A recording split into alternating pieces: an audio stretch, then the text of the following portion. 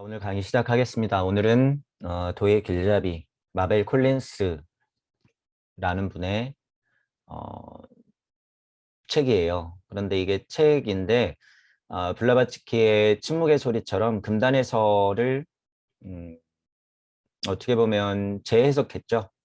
받아서 적었거나 그런 의미가 있지만 도의 길잡이도 그런 느낌의 비슷한 어, 점이 있다고 하는 거예요. 일단 그래서 마벨 콜린스가 누군지 간략하게 읽어볼게요. 쭉. 마벨 콜린스는 누구인가? 신작 역사에서 마벨 콜린스에 대해 알려진 것은 많지 않대요.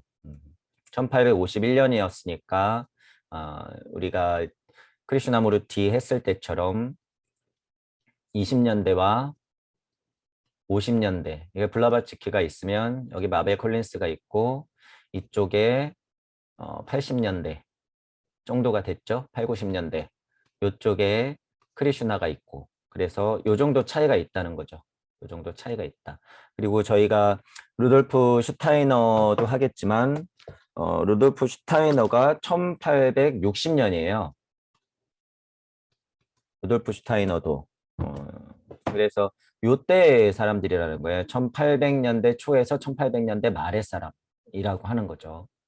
그 특징을 알고 계시면 돼요. 그 어떤 시기적인 배경들. 그래서 같이 활동을 했었다고 나오죠. 그 부분 알고 계시면 되고.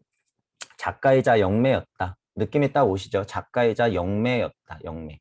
신작 이외의 로맨스 소설가래요. 블라바츠키 여사를 만난 이후 영국에서 루시퍼라는 신작 기관지의 공동 편집자를 맡기도 했으나 후에 신지학회에서 불미스러운 일로 결국 신지학회를 떠나게 되었다. 뭐 불미스러운 일이 있을 수 있죠. 사람이 셋 이상만 모여도 불미스러운 일이 일어나요.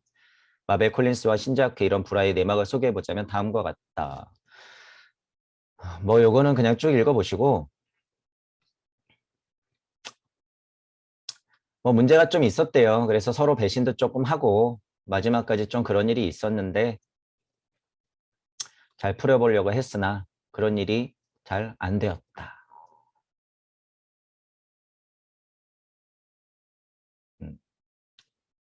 그 정도로 일단 보시고 여기서부터는 조금 읽어볼게요. 뭐 여차저차해서 이 스캔들의 스트레스로 마벨이 상처를 받았다. 서로 상처받았겠죠.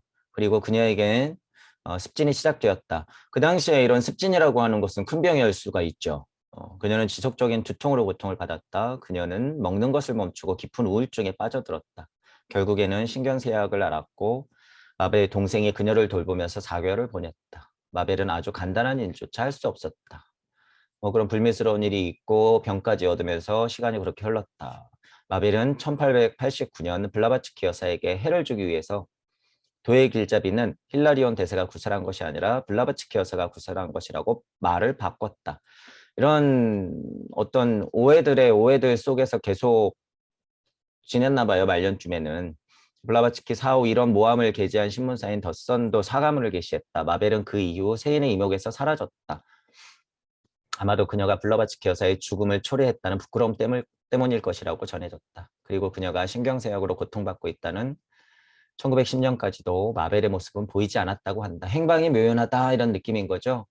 같이 신작회에서 활동하다가 불미스러운 일들로 서로 대립하고 반목하는 모습을 보이다가 이런 어떤 블라바츠키가 사후에 어떻게 돼요 이게 저 죽음이 나로서 기인했을 수 있겠구나라는 생각을 좀 했대요. 이런 부분도 약간 중요한 것이 어, 이게 동무분들의 어떤 미래상의 단편일 수도 있다는 거예요. 제가 이 부분을 끝에서 읽어본 건 이유가 3인 이상만 모이면 문제는 그냥 발생해요. 이건 이치기 때문에. 그런데 동무분들은 이 정도로서 흔들리면 안 돼요. 절대.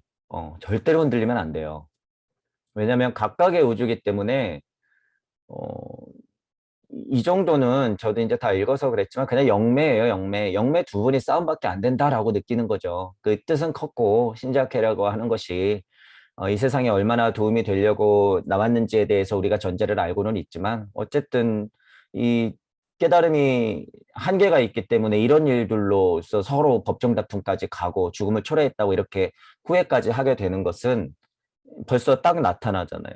이 부끄러움이 벌써 있다고 하는 것은 자기든 블라바츠키든 판단이 오류가 있었다는 거죠. 그래서 여러분들도 이런 상황에 대해서는 한번 살펴보실 필요는 있어요. 늘 나든 남이든 동무들을 서로 바라보면서 주의할 필요가 있다. 자, 서문 여기서부터 이제 읽을게요. 마벨 콜린스 어쨌든 고시대 사람이다. 블라바츠키하고 연관이 있었다. 그런 거 알고. 자, 서문 동양의 지혜를 모르거나 그 지혜의 감화를 받고자 한다면 이 부분을 보면 여러분 이것도 역시나 서양 사람들의 아주 기초적인 부분을 알려주려고 하는 느낌이 강하죠. 뉘앙스가. 그런 것도 전제로 알고 계세요. 오컬트 전통에 따르면 오늘날 대서양이라는 곳에 대륙인 아틀란티스가 있었다고 한다. 아틀란티스인들이 가진 지혜와 그들이 소유했던 물질적인 웅장함에 대한 이야기들이 이집트 승려를 통해서 그리스로 전해졌다. 티마이오스와 크리티아에서 플라톤은 이 잃어버린 대륙에 대해서 언급했다. 마지막 남은 대륙이 기원전 9564년에 침몰했다. 그 대륙이 침몰하면서 엄청난 파도를 일으켰기 때문에 대홍수 이야기가 인류의 기억 속에 남게 되었다. 그 파도는 지구상에서 움직이는 모든 피조물과 인간을 몰살시켰다. 우리가 뭐 대강 아는 이야기들을 아틀란티스, 고대, 문명 쪽하고 연결지어서 대홍수까지도 설명하죠. 그러나 이런 대재앙이 일어나기 수천 년 전에 아틀란티스는 문명의 정점에 있었다. 그리고 그 아틀란티스 제국의 수도는 금문교의 도시로 널리 알려졌다. 그 당시 금은 황제들의 권력을 상징했다. 바로 이 도시에서 오랜 세월 동안 황금의 문의 신성한 통치자들로 알려진 완전한 인간의 왕조에 의해서 다스려졌다. 이거를 제가 왜 밑줄을 다 쳐놨냐면요. 아틀란티스라는 고대 문명이 있었고 여차저차 해가지고 뭐 기원전 예를 들어서 1만 년 전에 대홍수로서 싹 몰살을 당했어도 포인트는 그때나 지금이나 다를 게 하나도 없다라는 거예요. 그때나 지금이나 다를 게 하나도 없다. 이 포인트를 보시라고 제가 하는 거예요. 그때나 지금이나 어떻게 할 수 있냐면요. 어떻게 이 세상을 할 수 있냐 하면 완전한 인간의 왕조에 의해서 다스려졌다. 이 포인트를 보시라는 거예요. 지금 2021년에 여러분들이 앞으로 살아가야 되는 세상은 아틀란티스 문명이 중요한 게 아니라 이칸 문명이 중요한 게 아니에요. 동무 여러분들의 역할이라고 하는 것은 완전한 인간들로서 앞으로 펼쳐질 그 세상의 주인장들이 돼야 된다는 거예요. 그 세상에. 우리가 과거를 보면서 현재를 생각하고 미래를 유추할 수 있는 것은 이런 곳에서 자명하게 나오는 거예요. 아, 그 뭐 고대 문명이 있었다, 뭐 대단하지, 뭐 어떤 일이 있었대. 이렇게 머물면 그거는 그냥 말장난의 유희뿐이 안 되고 어떤 세상이 펼쳐질까 제가 지금 예를 들어서 예견을 한번 해보는 거예요. 이 세상이 올 거기 때문에 그것들의 주인공은 누구다? 일단은 주제자로서 자리하고 있는 동무 여러분들이다 이 소리예요. 완전한 인간들이 다스리는 왕조. 이게 이제 좀 표현이 고풍스러워서 그렇지 왕조가 아니라 여러분. 그런 포인트로 이 이야기를 보시라는 거죠. 아틀란티스 문화의 중요한 시기에 금문교의 신성한 통치자들은 위대한 형제단의 초인들과 입문자들이었다. 이거 느껴보세요 이제. 위대한 형제단.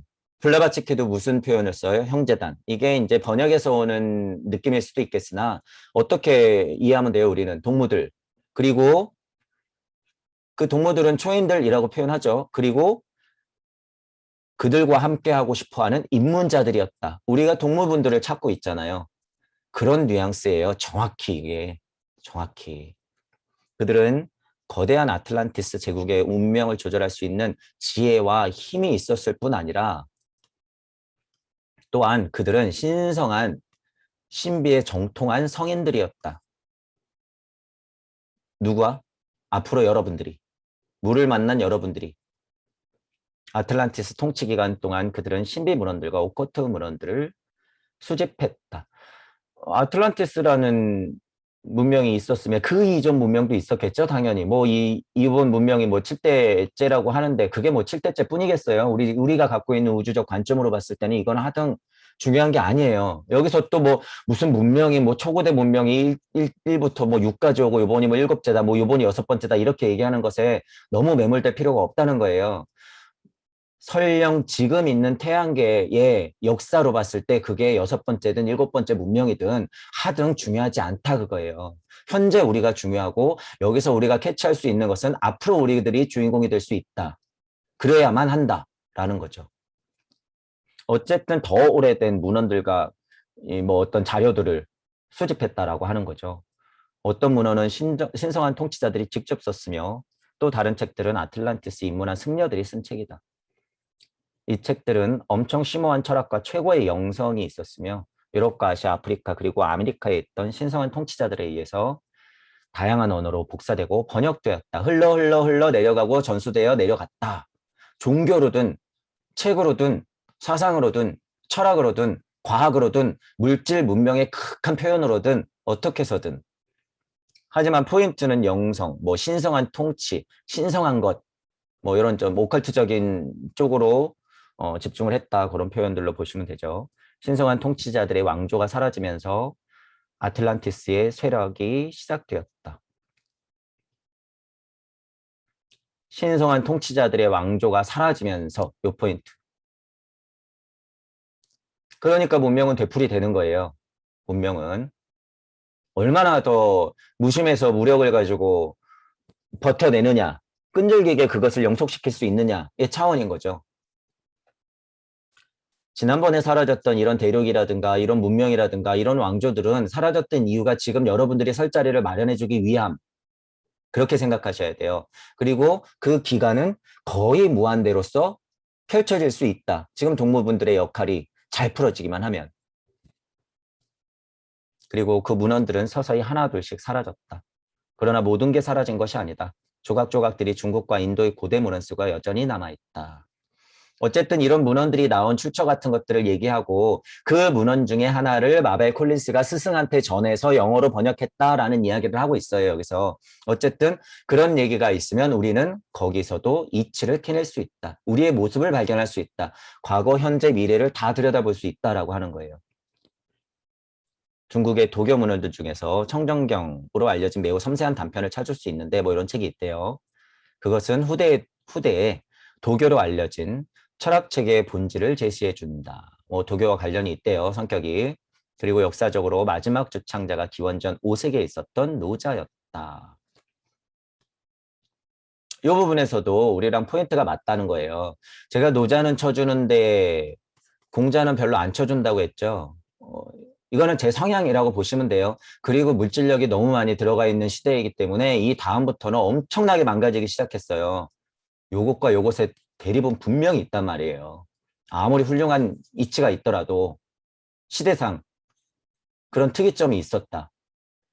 근데 여기서는 딱 때마침 기원전 5세기에 있던 노자였다. 마지막 주창자. 마벨 콜린스가 받아 적은 이 고대 문서들의 마지막 주창자가 노자라고 하는 거예요. 그래서 제가 도덕경 1장 굉장히 중요하다고 했잖아요. 왜?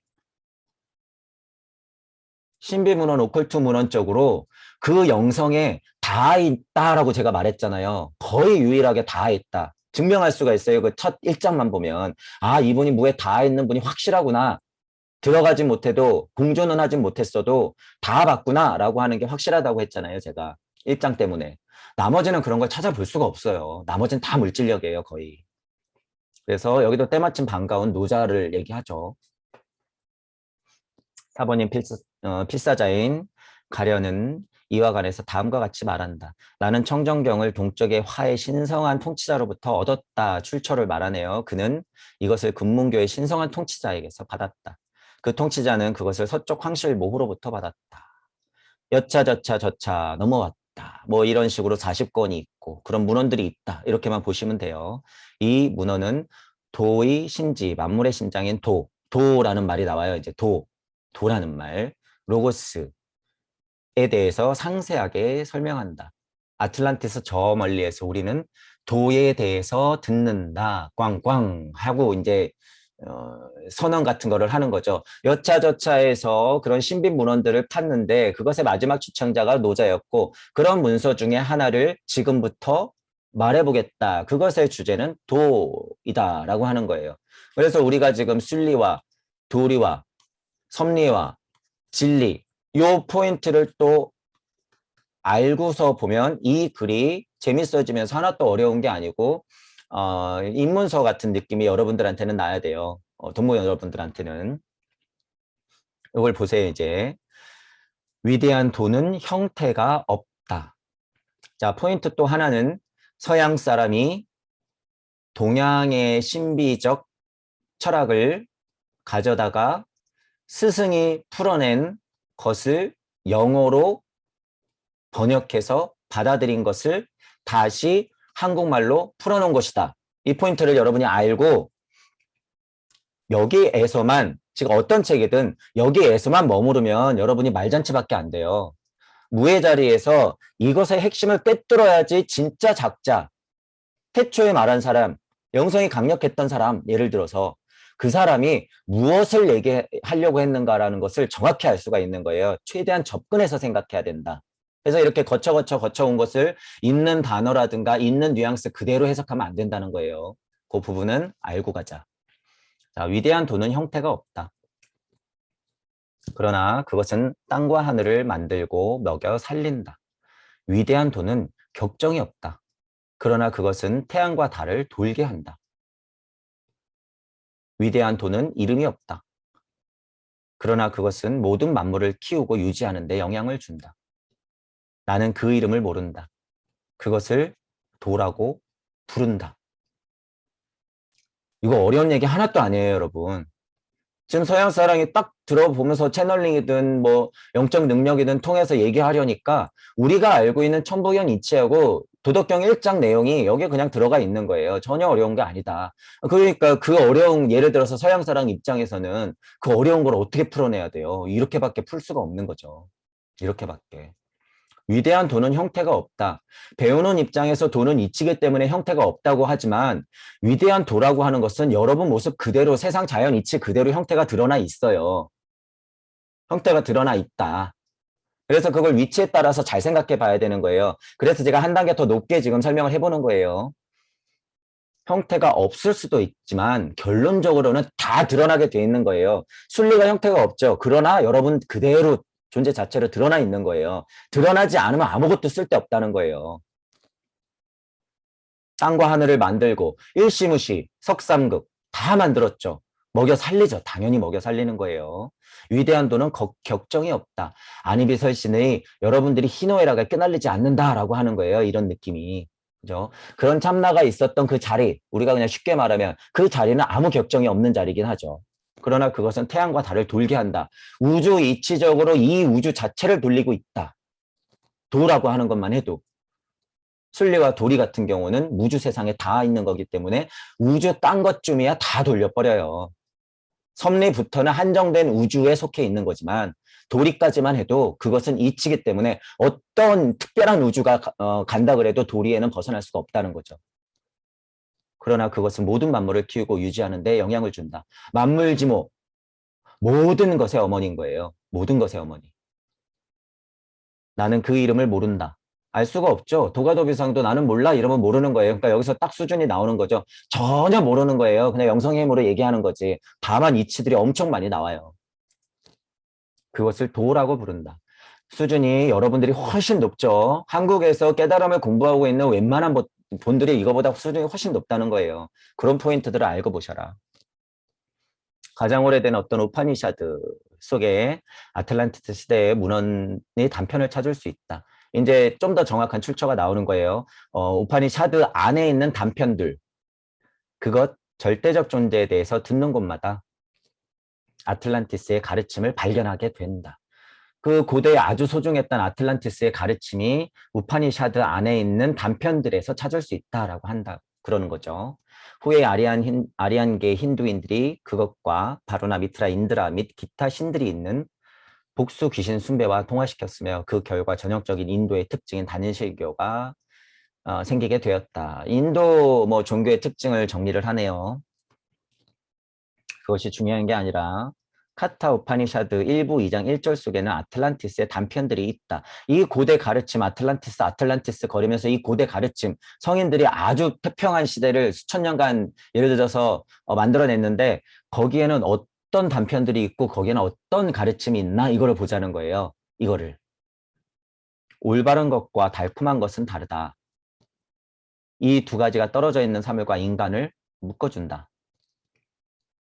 두 가지 중 올바른 것을 선택한 자는 잘한 것이다. 그러나 달콤한 것을 선택한 자는 목표에서 많이 빗나간 것이다. 올바른 것과 달콤한 것은 유한한 자에게 온다.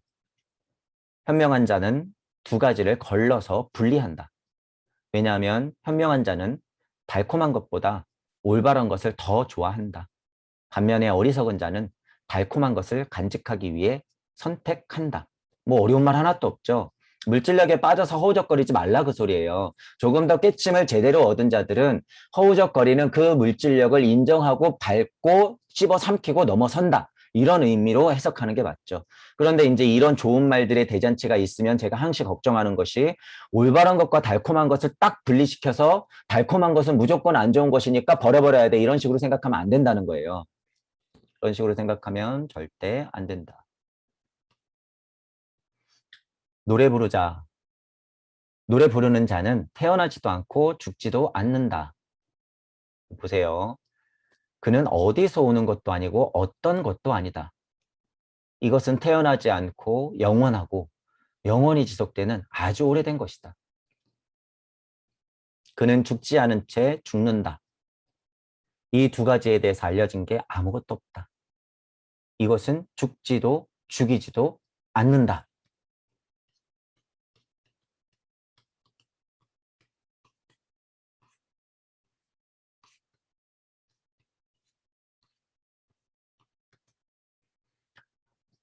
이거 굉장히 수준 높은 말이에요, 여러분. 이게 시적으로 표현되어 있어요. 너무 좋아요, 이게 구절이. 노래 부르는 자라고 하는 것은 소리, 음성, 말씀, 명빅, 창조까지도 소리가 나왔다고 하는 거는 노래 부르는 자예요. 어떤 자리에서 여러분들이 노래를 부르고 있다는 거죠. 그 뉘앙스가 분명해요, 이거는. 이렇게 해석하는 사람이 있으면 그 사람은 수준이 높은 사람인 거예요. 수준이. 뒤에 오는 이런 일들을 보면 알아요. 이게 왜 그런 말인 건지. 이건 자명한 소리예요. 자명한 소리. 그렇지 않고 이치적으로 따르게 설명해야 된다? 그건 수준이 모자란 거죠. 태어나지도 않고 죽지도 않는다. 이 말은 뭐예요? 태어나기도 했고 죽기도 한다. 반대로 해석하면 돼요. 태어나지도 않고 죽지도 않죠. 영혼력이 가장 강한 쪽으로 생각하자면 무한 반복되는 천부경이 돌아가는 것이기 때문에 태어나지도 않는 것이고 죽지도 않는 것이라고 볼 수도 있으나 태어났고 또한 죽는 것의 반복이다라고 보셔도 된다는 거죠. 그는 어디서 오는 것도 아니고 어떤 것도 아니다. 무심에 있는 자리를 여러분들이 가만히 고찰해 보면 늘 항상 거기 있기 때문에 어디서 온다는 게 아니라 또 어디로 간다는 건 아니에요. 그래서 여러분들이 두 가지로 약간 물질력 쪽하고 무에 가까운 쪽하고 구분해서 생각해야 된다는 거예요. 이 구분이 없을 때는 이런 말들이 다 이쁜 말잔치밖에 안 된다. 그래서 제가 해설을 해주는 거예요. 영원히 지속되는 아주 오래된 것이다. 이 말은 쉽죠. 여러분들은 영원히 지속된 아주 오래된 것들이에요. 모두가 다. 그는 죽지 않은 채 죽는다. 이 뉘앙스 아시겠죠? 죽지 않은 채 죽는다고 하는 것은 영혼력을 갖고 있으면서 백신이 나가 떨어진다는 의미로 해석해도 되고 나는 항시 거기 있다라고 봐도 되는 거예요. 나는 항시 거기 있다. 이 두 가지에 대해서 알려진 게 아무것도 없다. 이제 알고 있죠. 이제 알고 있어. 이것에 대해서 모르니까 알려진 게 아무것도 없다고 얘기하는 거예요. 그러니까 애매한 말들로서 장사하기 시작한 거죠. 종교가 그래서 수천 년 동안 망가져 온 거예요. 그거라 그래 그것이 고대 문명이라고 다를까요? 아니요. 아까 아틀란티스 문명도 위대한 왕조의 가르침을 주는 선지자들이 점점 줄어들면서 왕조가 망하잖아요. 아틀란티스 문명 자체가 망하는 이유는 이런 것의 힘이 약해지기 때문에 그런 거예요. 이런 것의 힘이. 지금은 이런 것의 힘이 강해지는 타이밍이다. 이것은 죽지도 죽이지도 않는다. 이 포인트도 중요하죠. 죽지도 않지만 누구들 죽이는 것도 아니에요. 물질력에서는 이야기가 달라져요. 죽기도 하고 죽이기도 하는 거예요. 물질력 안에서. 자, 그래서 이런 구절들은 굉장히 수준이 높은 말이에요. 또 다른 단편이 아마도 바가바드 기타. 여기 있네요. 바가바드 기타. 첫 번째 개정판을 구성하고 있다. 절대자를 슈리크리수나, 즉 환생한 신성한 영혼과 동일시하는 부분과 대조적으로 절대자를 초인격적으로 그 인간으로 여기는 부분이다. 한편 도의 길잡이의 가장 오래된 핵심 부분에 황금의 문에 신성한 통치자들에 대한 또 다른 소론이 있다. 그래서 이제 이것 예를 들면 이런 것이 있는 것처럼 그런 단편을 앞으로 소개하겠다. 이런 말인 거죠. 원전의 핵심은 30개 규칙 혹은 금원들로 구성되어 있고 이렇게 구성되어 있다는 거예요. 각각 규칙은 철학적인 해설을 위한 본문으로 되어 있다. 또 열망자와 입문자들, 열망자와 입문자, 발심을 해야 되는 자와 발심이 된 자, 뭐 이런 식으로 얘기해도 되고 또는 깨달음이 약한 자와 깨달음이 높은 자, 또는 물질력 안에서 깨달음만 갖고 있는 자와 물질력을 벗어난 자, 이런 식으로 여러 단계로 여러분들이 확대 해석해야 된다. 열망자와 입문자들을 위한 삶과 행동에 대한 많은 원칙들이 응집된 형태로 되어 있다. 책 구성이 그렇다는 거죠. 신성한 통치자들에 대한 다른 문헌들처럼 이 소론도 초인들에 의해서 사용하기 위해 보존되어 왔다. 여기선 초인이라고 설명하는데 이거 별거 아니란 소리예요. 그냥 동무들 얘기하는 거예요. 여러분 스스로도 이런 단어의 어감들 때문에 이상한 환상을 갖기 시작하면 망해요, 망. 그냥 평범한 여러분들이 이 사람들이에요. 그냥 평범한 여러분들이. 도의 길잡이가 세 가지로 구분되듯이 여기서도 세 가지 요성들로 구성되어 있다. 구성을 설명해요. 자, 읽어볼게요. 자, 첫 번째는 가장 오래된 부분인 30가지 원전의 규칙들은 큰 글씨체로 인쇄되었다. 아틀란티스로부터 온 30가지 규칙들은 나중에 고대의 산스크리트어로 번역되었다. 그 고대 문서에서 산스크리트어로 내려와서 이것은 10개의 야자수 나뭇잎에 받아 쓰였는데 전해지는 과정 각각에는 세 가지 규칙이 있었다. 그리고 우리들에게 베니션 대사로 알려진 분이 서기 3세기에 알렉산드리에 살았을 때 제자들을 위해서 그것을 그리스어로 출판했다. 이제 본격적으로 이제 도의 길잡이 요 내용이 나온 이유를 얘기해 주는 거죠. 그 과정을. 그 제자들 중 한 분이 이안 블리쿠스 요런 사람이래요. 선생님이겠죠. 이분은 우리에게 힐라리온 대사로 알려져 있는 분이다. 힐라리온 대사. 힐라리온 대사. 알렉산드리아의 베니션 대사가 산스크리트에서 그리스어로 출판할 때 이 규칙들에다 서문과 설명을 추가했다. 추가로 설명했고 원문에 가까운 것이 있었고 원문에 가까운 해석본이 있었고 그것들을 다시 추가한 본이 있고 로마체로 인쇄되었죠. 그리고 이제 세 번째가 나오는데 그 전에 1885년 힐라리온 대사, 요분 힐라리온 대사는 마벨 콜린스를 통해서 그분의 스승이 전해준 원래 규칙과 설명들을 영어로 받아쓰게 했다. 그러니까 벌써 걸러예요.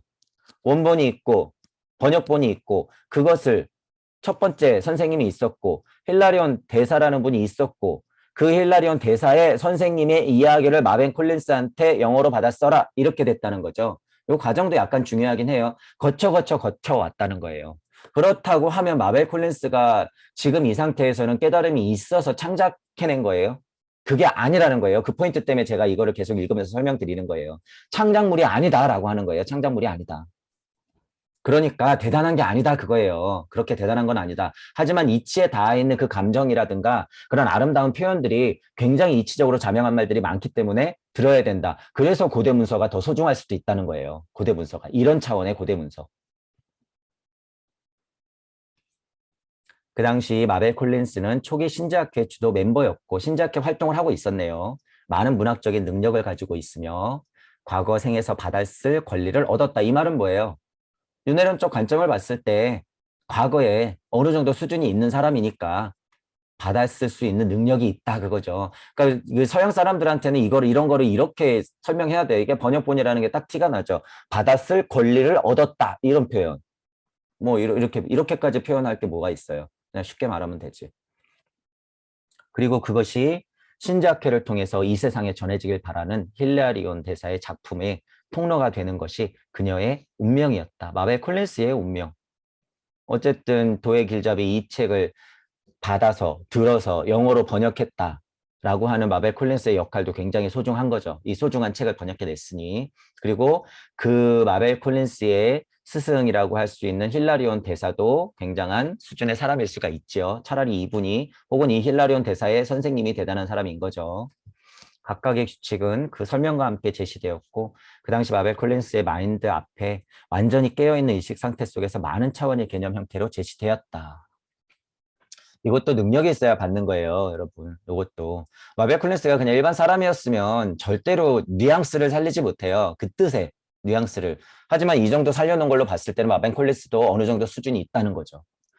그런데도 힐라리온 대사의 지도 아래 현재 우리가 알고 있는 문헌이 영어로 받아적게 되었다. 그렇죠. 뭔가 이게 해석본으로 되고 건너 전해 듣다 보면 그게 희석되면서 약해질 수밖에 없는데 어쨌든 그런 어려운 작업임에도 불구하고 받아 적을 수 있었다 이런 의미죠. 그리고 책이 출판되었으며 속표지에 다음과 같은 말이 기록되었다. 도의 길잡이는 동양의 지혜를 모르는 사람들과 그 지혜의 감화를 받고자 하는 사람들이 혼자 사용할 수 있도록 쓰인 소책자이다. 신작회 회원인 마벤 콜린스가 이렇게 받아 썼다고 하죠. 이분의 말이겠죠. 힐라리온 대사가 야 마벨 너 내가 얘기할 테니까 영어로 좀 받았어. 이 책은 동양의 아주 소중한 지혜를 담고 있는데 그것을 모르는 사람들이나 그것의 감화를 느끼고자 애답게 지금 공부하고 있는 사람들한테 도움이 되는 책이야. 그 사람들이 이 책만 있으면 혼자서도 공부할 수 있게끔 안내서가 될 거야. 그런 뉘앙스로 쓴 거죠. 그래서 여러분들도 지금 여러분들의 창조력은 작든 크든 넓든 좁든 무겁든 가볍든 간에 그것은 누군가에게 닿아요, 가서. 여러분들의 창조력은 누군가에게 닿는단 말이에요. 이런 마음이 있어야 돼요. 이건 뭐 동양인의 지혜를 서양 사람들에게 전하는 입장에서 얘기했지만 여러분들은 타인한테 작게든 크게든 다 그렇게 역할을 하실 수 있단 말이에요. 그래서 이런 마음을 보시라고 제가 밑줄을 쳐놓은 것 같아요. 이 책이 출판되자마자 바로 신제학을 공부하는 학생들은 이 문헌을 불의의 명작으로 칭송했다. 제 마음도 그래요. 만약에 신제학회를 공부하고 있다 그러면 이렇게 받아 써놓은 책이 있다 그러면 이거 굉장히 놀라워요. 저도. 왜냐하면 딱 동무들의 마음을 대변하고 있기 때문에 그 상황을 설명하고 있기 때문에. 그리고 신제학 문헌의 값어치를 매길 수 없는 공헌을 더했다. 또한 저명한 신제학자인 저지 씨가 1885년 6월 신제학자 뭐 이런 책이 있나 보죠. 잡지든 1년에 주석을 실었다. 이렇게 돼서 두 번째 도의 길잡이가 있었던 거고 세 번째는 이 책을 출판하자마자 바로 힐라리온 대사가 MC를 통해서 마벨 콜린스예요. 이미 제시된 것을 설명하는 추가적인 가르침을 이 세상에 주었다. 이렇게까지 두 번째까지 정리해놓고 이제 또 추가된 거죠. 이것이 이 책의 세 번째 요소이고 이틀릭체로 인쇄되었다. 힐라리온 대사가 추가한 부분은 뭐 이제 노트 각주를 달듯이 그런 의미예요. 첫 번째 출판에서는 규칙들과 그것을 분리해서 출판했다. 두 번째 판부터는 줄을 적합한 부분에 놓고 출발했다. 편집이 점점 이루어졌다는 거죠. 초판부터 뭐 2판, 3판 우리가 나가듯이 이 책도 크게는 세 부분으로 나뉘는데 그렇게 설명한 거예요. 입문자용, 어, 공부를 해야 되는 사람들 그리고 입문자용, 그것의 상급자 버전 이런 식으로 추가 설명 이런 식으로 돼 있단 말이죠. 현재 판은 세 가지 요소를 구분하기 위해서 약간의 차이가 있는 것을 제외하고는 두 번째 판을 따랐고 전체적으로는 미국에서는 첫 번째 판이다. 나중에 MC가 이 책에 대해 일련의 주석을 썼다. 다른 판에서 그것들을 볼 수 있다. 그러나 그것들이 가치가 있지만 원전의 30가지 규칙과 설명 및 주석을 단 대스승의 가르침을 완전하게 반영하지는 못한다는 판단하에 이번 판에서는 제외했다. 그래서 원본이 중요하다는 거예요. 원본이. 덕지덕지하게 다른 걸 붙이는 것보다 원본이 중요하다. 여기서 도의 길잡이의 복합적인 성격을 분명히 볼 수 있다. 보통 세 가지 규칙들이 오고 다음으로 네 번째 긴 규칙이 오는데 이것은 앞에 온 규칙들에 대한 하나의 주석이다. 구성을 보면 그렇다는 거예요. 간단하고 명료한 이치가 있으면 그것에 설명을 달게 돼 있는데 그런 의미. 세 가지 짧은 규칙들은 완전하게 이해하려면 네 번째 긴 규칙을 참고해야 된다. 예를 들면 다음과 같다. 이거는 쭉 읽어볼게요. 왜냐하면 다음 본문에 쭉 나오는 것들이라서 예를 들어서 1번 이런 게 나와요. 이제 앞으로 야망을 없애라. 그러나 야망이 많은 사람들은 일하는 것처럼 열심히 일하라. 이런 말이 있어. 삶에 대한 욕망을 없애라. 그러나 삶을 열망하는 사람들처럼 삶을 존중하라. 굉장히 이거 중요한 말들이에요, 여러분. 지금 쭉 읽고 있지만 안락함에 대한 욕망을 없애라. 그러나 안락함을 바라는 사람처럼 행복해라. 이거 수준 높은 말이에요, 여러분. 자, 13번에 이런 얘기가 있대요. 권능을 열렬히 원해라. 그리고 제가 몹시 탐내는, 제자가 몹시 탐내는 그 권능은 보통 사람들 눈에 그가 아무것도 아닌 것처럼 보이게 만드는 그런 힘이다. 이 지금 1, 2, 3, 4번 요게 지금 예를 들어서 미리 써놓은 건데 이런 것들이 최근에 서양 철학에 나오는 이쁜 말잔치들보다 훨씬 수준이 엄청 높아요. 지금 이런 말들이.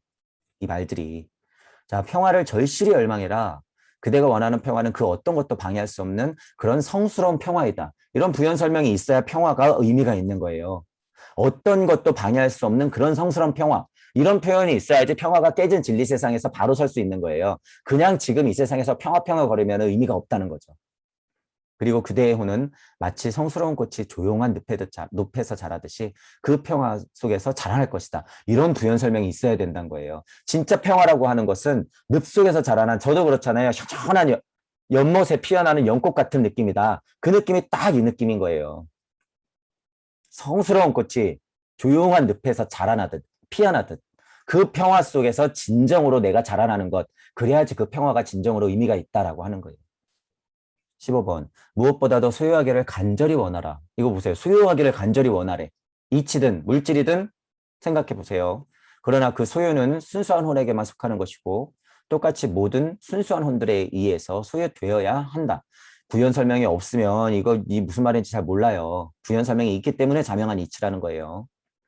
그래서 합일되었을 때만이 전체라는 본질적인 특성이 되는 것이다. 이런 부연 설명들.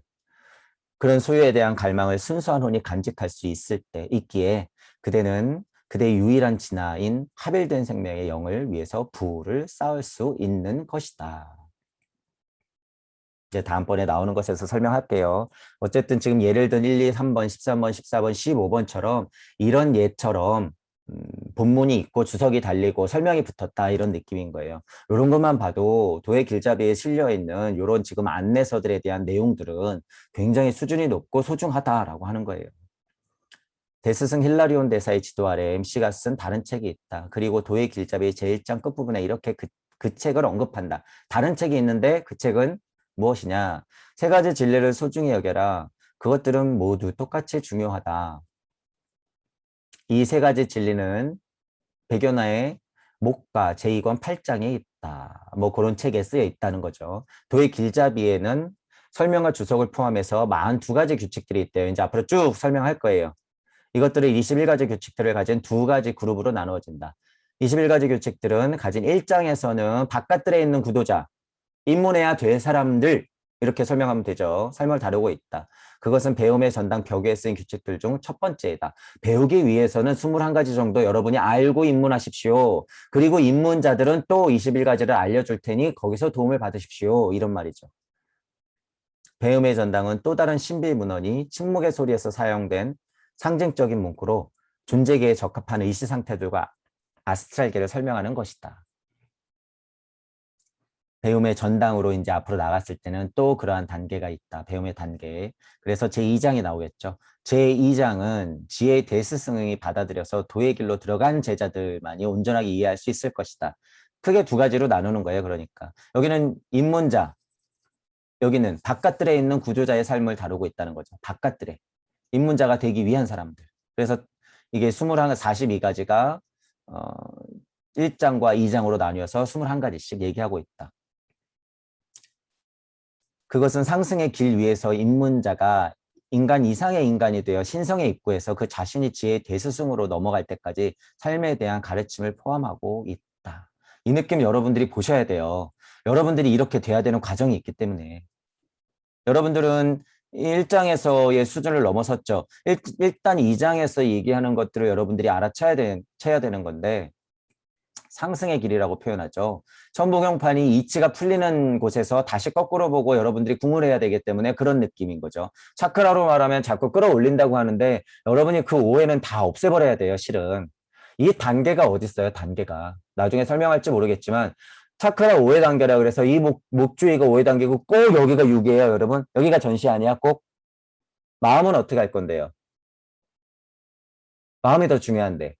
사고, 생각, 냉철한 판단, 분별력. 여러분이 가장 소중한 가족을 잃어버렸을 때 그 판단이 아파요? 머리가 아파요? 마음이 아픈 거예요. 그래서 전시안이 6은 물질력 안에서의 소리예요. 그게 다분하단 말이에요. 7의 자리까지 넘어가서 8의 자리를 다시 열어서 9의 자리가 열려야지 진정한 마음과 합일되는 거고 영혼 백신이 하나가 되는 것이다. 그렇기 때문에 자꾸 배꼽 아래가 1차크라고 여기가 7차크라고 뿅 하고 여러분들이 단계를 그렇게 순서상 위치를 정해버리면 굉장히 위험하다는 거예요. 그건 이분법으로 다시 벌어지기 때문에 나는 왜 이렇게 여기로 안 올라가지? 이렇게 안 올라가지? 이미 올라갔는데 그런 오해들을 가진단 말이에요. 그래서 그것은 주의해야 한다. 그래서 상승의 길이라는 것은 이치적 의미로 받아들여야지 정말 내가 무슨 차크라 단계를 끌어 올려갖고 100회가 땅 하고 열려가서 여기서 빛이 난다? 이런 생각 다 없애야 돼요. 실은 여러분. 그거 다 헛거다. 실은. 두고 보세요. 그게 이루어지나? 단 한 명이라도 그런 사람이 있다 그러면 우리랑 대화가 돼야 돼요. 놀이기구만 타죠. 그렇게 열려봤자 뭐예요. 놀이기구만 타지. 마약 맞는 거밖에 안 된다 그랬어요. 제가. 굉장히 위험하다. 지금은 그런 시대가 아니에요. 옛날엔 그거를 통해서 도력을 발휘해야 하고 남들이 모르는 과학력이라고 하는 것을 원시시대 때 공중부양이라도 해서 사람들을 증명시켜야 되기 때문에 예전에 선지자들이 그런 힘을 부여해서 그랬을 수 있겠으나 지금은 그런 거 전혀 필요 없다. 그냥 그 자리에서 여러분들이 닿으면 된다라고 하는 거예요. 그런 것에 대한 환상을 다 깨부시자. 도의 길잡이 다음에 오는 카르마에 대한 매우 섬세한 단상은 마벨 콜린스가 받아 쓴 것이지만 베니션 대사께서 주신 것이다. 마벨 콜린스의 스승의 스승 이분이. 그것 또한 설명하기 어려운 더 큰 영적인 특성이 있는 설명서로 성배의 빛을 어느 정도 힐끗 드러내고 있다. 이제 표현 보세요. 이 베니션 대사가 얘기했다고 하는 게 그 수준이 높은 게 아니에요. 천부경 이치 중에 요만큼이에요. 천부경 이치 중에 요만큼. 그러니까 얼마나 높은 쪽으로 바라보면서 설명을 해요. 서양 사람들이 예를 들어서 동양 철학에 대해서. 파르지팔이 음악 애호가들에게 의미를 갖는 것처럼 음악 애호가들이 뭐 알고 있는 이런 게 있대요. 도의 길잡이도 열망하는 혼들에게는 끊임없는 영감과 경의를 주는 원천이다. 그럴 수 있어요. 이건 자명해요. 도의 길잡이 지금 이 책이 이 작품들 모두 천국에서의 축복받은 삶을 위해서가 아니라 이 세상의 무거운 카르마를 조금이라도 들어 올리기 위한 것이다. 또한 이것들 모두 지구상에서의 봉사의 삶을 위해서 신을 찾으라고 가르치는 복음 중에 복음을 선언하고 있다. 이 뉘앙스는 너무 자명하죠. 그리고 너무 소중해요. 깨진 봉사를 말하는 게 아니죠. 무심히 닿아 있고 그것에 닿아 있는 여러분들의 자세를 정확하게 짚어주고 있어요. 이게 지금. 조의 길잡이라는 책이 여러분들에게 끊임없이 혼적이나 영적으로나 영감을 주고 경이로운 감정을 실어주는 책이 분명하고 제가 읽어봐도 그래요. 그리고 이것은 그저 여러분들이 깨달아가지고 뿅 하고 없어지겠다는 게 아니라 이것 모두가 이 가르침 모두가 지구상에서 봉사의 삶을 살기 위해서 신을 찾으라고 가르치는 복음 중에 복음이다.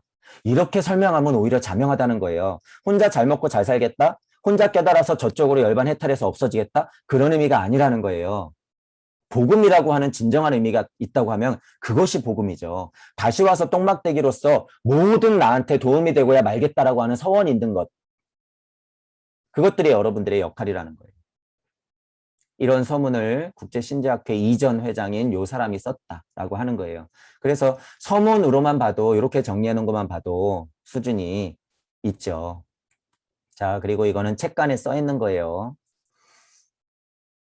다른 모든 사건들을 일어날 수 있고 일어나지 않을 수도 있다. 그러나 나의 죽음만큼은 반드시 일어나는 사건이다. 물질력 안에서 봤을 때는 이 뉘앙스를 알고 있어야지 입문할 수가 있어요.